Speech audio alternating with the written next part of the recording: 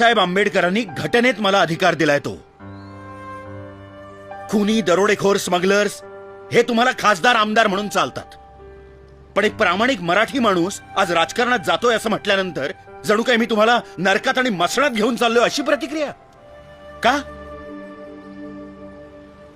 या देशात म्युनिसिपालिटीत नोकरी करणारा शिपाई सुद्धा 12वी पास लागतो, पण राज्याची धुरा सांभाळणाऱ्या राजकारण्यांना शिक्षणाची अट नाही. नाही नाही नाही, मी साक्षर निरक्षर या वादात जात नाहीये, पण एके ठिकाणी साक्षरतेच्या नावाखाली कोट्यवधी रुपये खर्च करायचे आणि दुसरीकडे निरक्षर उमेदवाराला लोकशाहीच्या नावाखाली सूट द्यायची.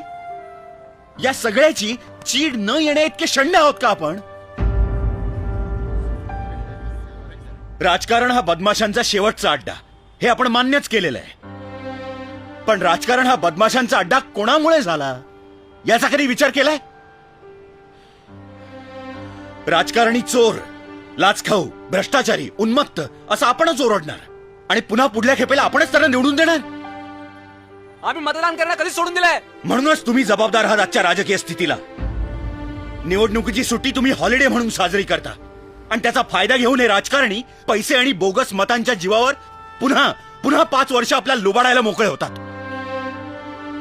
प्रत्येक नगरसेवक, आमदार, खासदार हे तुमच्या प्रश्नांची उत्तरं द्यायला बांधील आहेत, पण आपल्यापैकी किती जण त्यांना त्यांच्या कृत्याचा जाब विचारतात?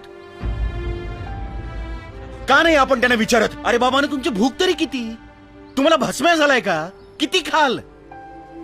अहो कळत नाही का तुम्हाला? अहो काढून काढून गाईचं दूध संपेल, पण हे तर आता बैलाचं दूध काढत सुटलेत.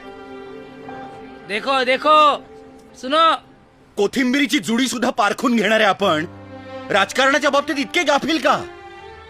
ऐऱ्या गैऱ्यांच्या हातात सत्ता देऊन मुरदाडासारखं गुडघ्यात माना घालून स्वतःच्याच मुलखात परक्यासारखं जगण्यासाठी जन्माला आलोय का आपण?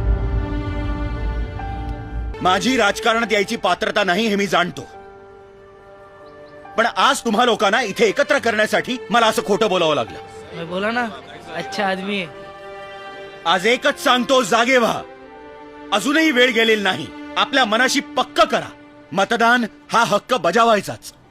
उमेदवार निवडताना त्याचं शिक्षण, त्याची निष्ठा, त्याची प्रामाणिकता, त्याची सामाजिक जाणीव हे सगळं तपासून बघा. तुमचं मत अमूल्य आहे, ते देताना नीट विचार करून द्या आणि मग बघा, तुम्हालाच तुमच्या शक्तीचा अंदाज येईल.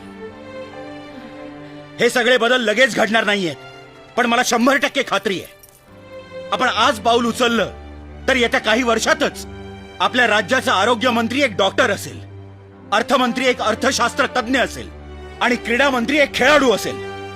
बजाव ताले, बजाव.